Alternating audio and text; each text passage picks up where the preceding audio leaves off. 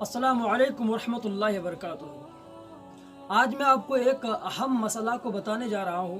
جیسا کہ ہمارے بعض عوام کو، بعض نوجوان طبقے کے لوگوں کو، جو ینگسٹر ہوتے ہیں، ان لوگوں کو دیکھا جاتا ہے کہ اسلامی طریقے سے استنجا کرنا، اسلامی طریقے سے قضاء حاجت کرنا تو دور کی بات، کھڑے ہو کر پیشاب کرنے لگتے ہیں۔ یہ تو سب کو پتہ ہے کہ وہ خلاف ادب، مکروہ ہے، تحریمی ہے کھڑے ہو کے پیشاب کرنا۔ لیکن جو صحیح طریقہ ہے، اسلام کے مطابق، اسلام کے آداب کے دائرے میں رہ کر کے استنجا کرنے کا جو صحیح طریقہ ہے، وہ میں ان کی مسائل کو بالکل ایک ایک جز کو اسٹیپ بائی اسٹیپ آپ کو سمجھاؤں گا۔ جب آپ استنجا کرنے یا قضاء حاجت کے لیے جاتے ہیں تو سب سے پہلا جو کام ہے، یہ پہلا اسٹیپ ہے، آپ کو یہ کرنا ہے کہ آپ کو استنجا خانے میں داخل ہونے کے وقت اپنا بایاں پاؤں سب سے پہلے رکھنا ہے۔ جب اپنے بایاں پاؤں کو رکھ دیے تو داخل ہونے سے قبل، پہلے یہ کہ آپ کی پوری انٹری ہو جائے استنجا خانہ میں، اس سے قبل آپ کو ایک دعا پڑھنا ہے۔ بسم اللہ اللہم انی اعوذ بک من الخبث والخبائث۔ جب آپ یہ دعا پڑھ لیں گے، دعا پڑھ لینے کے بعد بایاں پاؤں سب سے پہلے رکھ کر کے پھر استنجا خانے میں داخل ہونا ہے۔ اب جب استنجا خانے میں داخل ہو گئے تو اب پھر آپ کو کرنا یہ ہے کہ جب آپ اپنے سطر کو کھولنے لگیں گے تو یہ نہیں ہے کہ آپ کھڑے کھڑے کھول دیا، جب آپ بیٹھنے لگے بیٹھیے بھی اور اپنے سطر کو کھولیے بھی۔ جب بیٹھنے کے قریب ہو جائے پھر اپنا سطر پورا کھول دیجئے۔ اس کے بعد جو بیٹھنے کا طریقہ ہوگا، استنجا کے لیے بیٹھنے کا طریقہ یہ ہوگا کہ آپ اپنے بایاں پیر پہ زور دے کے بیٹھیے، یعنی جب کہ آپ کے جسم کا، آپ کی جسامت کا جو بھاڑ ہوگا، جو وزن ہوگا، وہ اپنے بایاں پیر پہ دیجئے اور دایاں پیر کو تھوڑا ہلکا میں لیجئے۔ اس کی ایک حکمت یہ بھی بتائی گئی ہے کہ اس سے قضاء حاجت جلدی ہو جاتی ہے، تو اسی لیے میرے نبی نے فرمایا کہ بائیں پیر پر زور دے کے بیٹھیے۔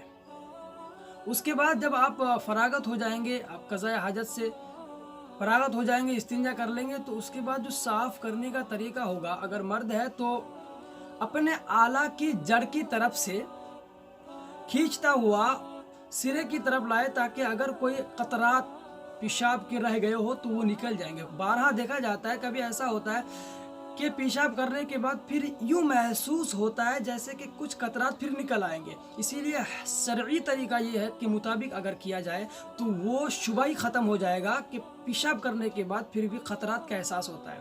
لہٰذا صحیح طریقے سے اگر کریں گے کہ اپنے جڑ سے لے کر سرے کی طرف اس کو تھوڑا پھیڑیے ہاتھ کو، تاکہ جو قطرات اندر رہ گئے ہو وہ خارج ہو جائے، باہر نکل جائے۔ تو یہ طریقہ ہو گیا کہ آپ بائیں پر زور دے کے بیٹھے، پھر آپ اپنے سطر کو اس طرح صاف کیجئے۔ جب آپ فراغت پا لیں گے، صفائی ستھرائی ہو جائے گی، پھر آپ جب کھڑے ہونے لگیں گے تو سیدھا کھڑے ہونے کے بعد سطر کو نہیں چھپانا ہے۔ آپ کھڑے ہونے شروع ہوئے، پورا کھڑا نہیں ہوئے، اسی وقت آپ کو اپنے سطر کو چھپانے کی کوشش کرنا ہے۔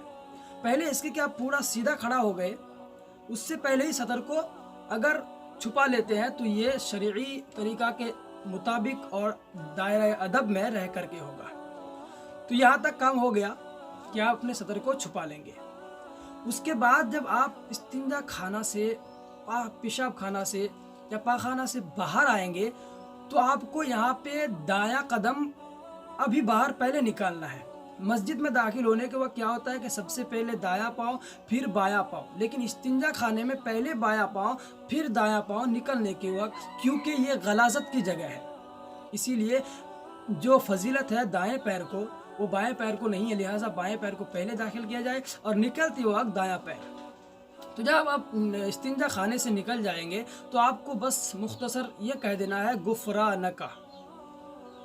جب آپ غفرانک کہہ دیے تو آپ شرعی طریقہ کے مطابق گویا کہ استنجا کیے۔ تو یہ تھا صحیح طریقہ۔ اس میں سے اگر آپ کچھ بھی مس نہیں کریں گے، کچھ بھی نہیں بھولیں گے، سب اسی کے مطابق کریں گے جو میں نے آپ کو بتایا، تو آپ کا استنجا کرنا، قضاء حاجت کرنا بالکل شریعت کے مطابق اور دائرہ ادب میں رہ کر کے ہوگا۔ اور ہاں، ایک بات ضروری ہے، کبھی لوگ یہ کرتے ہیں کہ پیشاب کرنے کے وقت قبلہ رو ہو جاتے ہیں یا اپنی پشت کو قبلہ رو کر دیتے ہیں، تو یہ بھی کرنا دائرہ ادب کے خلاف گناہ ہے۔ لہٰذا ان مسائل کو، ان شرعی مسائل کو اپنے دائرے میں رکھ کر کے اپنی قضاء حاجت کی کرنے کی کوشش کریں اور اس کے مطابق اپنے کو ڈھالنے کی کوشش کریں۔ اسی طریقے سے ہر ایک اسلامک مسائل کے لیے ہمارے ساتھ ہر ویڈیو ان تک بنا رہیے گا۔ پھر آپ سے ملتے ہیں دوسری ویڈیو میں۔ آج کے لیے اتنا ہی، تب تک کے لیے خدا حافظ۔